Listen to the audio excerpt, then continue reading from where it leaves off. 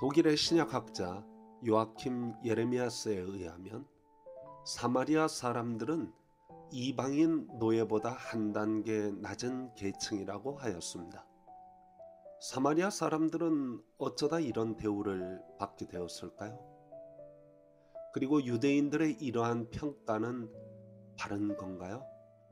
오늘은 사마리아인들에 대한 유대인의 관점과 우리의 관점을 생각하겠습니다. 북이스라엘은 주전 721년 아수르에 의해 멸망하였습니다. 북이스라엘의 멸망에는 기막힌 이야기가 숨겨 있습니다. 주전 8세기경 아수르 제국이 강해지자 주변의 약한 나라들은 걱정이 이만저만이 아니었습니다. 북이스라엘은 주변의 아람, 다메섹과 연합군을 만들어 아수르에 대항하기로 합니다. 그리고 남유다에도 함께 하자고 제안하였습니다. 그런데 남유다의 아하스 왕은 북이스라엘의 제안을 거절하고 오히려 아수르 편에 섰습니다. 아하스는 아수르의 사신을 보내어 원군을 보내어 북이스라엘을 공격해주면 많은 돈을 주겠다고 하였습니다. 형제의 나라로 여겼던 유다의 배신으로 이스라엘은 망했습니다. 아수르는 북이스라엘의 지배층을 포로로 잡아갔고 이주 정책을 사용했습니다. 이때부터 북이스라엘의 혼혈이 시작되었는데 이들을 사마리아라 하였습니다. 사실 고대 사회에서 나라가 멸망하면 혈통의 순수성을 지키기는 매우 어렵습니다. 국경이 모호하고 민족이 특별히 구분되지 않던 중동 지역에서 혈통의 순수성을 문제 삼는 것은 말이 되지 않습니다. 이스라엘은 혈통의 순수성으로 민족성을 유지하는 것이 아니라 여호와 신앙으로 민족성을 유지하였던 것은 바로 이러한 환경적 요인 때문입니다. 혼혈을 문제 삼은 것은 유다가 바벨론 포로에서 돌아온 이후입니다. 예루살렘의 회복을 위하여 힘을 썼던 수룹바벨을 중심으로 느헤미야는 혈통의 순수성을 강조하였습니다. 포로로 끌려가지 않은 남은 유다인들은 사마리아인들처럼 모압과 암몬 여인과 결혼하였습니다. 느헤미야는 이방 여인과 결혼한 유다인들에게 이혼을 강요했습니다.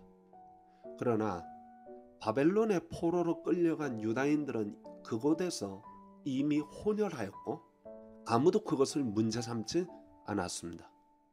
그 대표적인 예가 에스더입니다. 그런데 이제 와서 혼혈 문제를 들먹이며 혈통의 순수성을 지키려는 시도는 말이 되지 않습니다. 그건 오히려 북이스라엘을 차별하고 당파성을 조장하는 행위로밖에 이해되지 않습니다.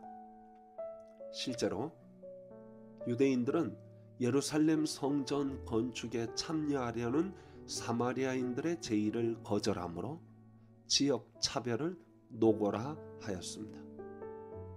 남유다와 북이스라엘의 갈등은 아주 오랜 역사를 가집니다. 사울 집안이 주도권을 가진 북이스라엘과 다윗 집안이 주도권을 가진 남유다의 갈등에서 시작했다고 해도 과언이 아닙니다.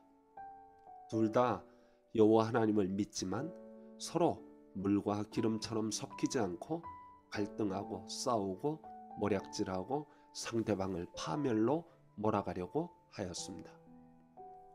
역사를 살펴보면 결국 유다가 이스라엘을 멸망으로 이끌었으며 차별하였고 배제하였습니다. 결국 주전 4세기 북이스라엘은 그리심산에 성전을 건축하고 그곳에서 독자적으로 하나님을 섬기려고 하였습니다. 그러나 유다인들은 예루살렘 성전 외에 다른 곳에 성전을 짓는 것은 율법을 범하는 것이고 우상 숭배라고 하면서 유다인들은 사마리아 성전을 파괴하였습니다. 유다와 사마리아의 반목은 갈수록 깊어갔습니다. 성경을 살펴보면 유다는 산마다 산당을 짓고 온갖 우상을 숭배하였습니다. 물론 그들은 그곳에서 하나님을 예배하였습니다. 실로, 갈멜산 등 곳곳에 여호와 하나님을 예배하는 처소가 있었습니다.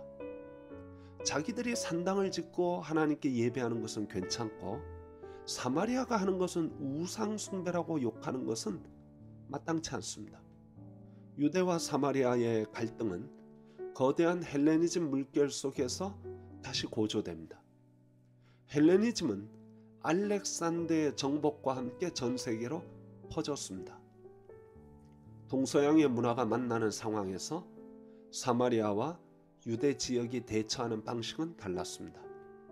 사마리아는 헬레니즘을 수용했지만 유대는 헬레니즘에 적극 저항하였습니다. 유다의 마카비 가문을 중심으로 한 저항은 성공을 거두었고 조세 면제와 더불어 독자적인 연호를 사용할 수 있었습니다. 이런 작은 성공 때문에 유대인들은 강한 자부심과 함께 사마리아인들의 태도를 멸시하였습니다. 그러나 유다의 성공은 오래가지 못하였고 결국 헬레니즘 물결 속에 동화될 수밖에 없었습니다. 그들은 구약 성경을 헬라어로 번역하였고 헬라 문화를 적극적으로 수용하면서도 동시에 거부하는 이율배반적 태도를 보였습니다. 사마리아와 유대의 적개심은 주 1세기 유월절을 지키러 가던 유다인들이 사마리아 지역 경계에 있는 한 마을에서 살해당하자 유다인 무리가 사마리아 주민을 대량 학살한 사건이 생깁니다.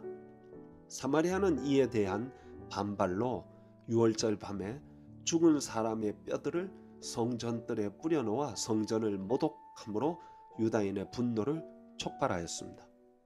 유다인들은 공중 예배에서 공개적으로 사마리아인을 저주하였고 그들에게 영생을 얻지 못하게 해달라고 기도하였습니다. 이러한 갈등이 최고조로 달했을 때가 바로 예수님 당시입니다. 예수님께서 예루살렘으로 간다는 이유 때문에 사마리아 마을에서 예수님을 거절하였습니다. 이에 요한과 야고보는 사마리아에 불을 내려 멸망시켜달라고 요청하였습니다. 예수님은 그러한 제자들을 꾸짖었습니다. 예수님은 사마리아와 유다의 갈등을 어떻게 해서든 해결하기를 원했습니다. 그래서 나온 비유가 선한 사마리아인 비유입니다. 선한 사마리아 비유는 단순히 이웃, 친구, 선행에 대한 가르침이 아닙니다. 거기에는 사회적, 민족적, 인종적 차별과 갈등 구조를 담고 있습니다. 또한 사마리아 수가성 여인과의 대화나 10명의 나 환자 중에 사마리아인만 감사를 표현했다는 사건은 소외당하고 배척받는 사마리아에 대한 태도가 어떠해야 하는지를 보여줍니다. 초기 기독교는 뿌리 깊은 갈등과 차별과 소외의 사회 문제를 해결하기 위하여 무척 애를 썼습니다. 예수님은 복음이 예루살렘과 유대와 사마리아를 거쳐 온 세계에 퍼져가기를 원했습니다. 빌립 집사는 사마리아에서 복음을 전하여 큰 열매를 거두었습니다. 초기 기독교가 유대교와 달리 세계를 품고 사랑과 평화를 전하기 위해서는 반드시 사마리아를 포용하는 태도를 보여야 했습니다. 현재 한국 기독교가 차별과 배제와 갈등을 일으키는 유대교의 길을 따를 것인지, 사랑과 평화의 복음을 전하기 위해 원수 같던 사마리아를 포용했던 초대교회의 길을 따를 것인지 갈림길에 있습니다. 전 부디 한국 기독교가 바른 선택을 할 수 있기를 소망합니다. 감사합니다.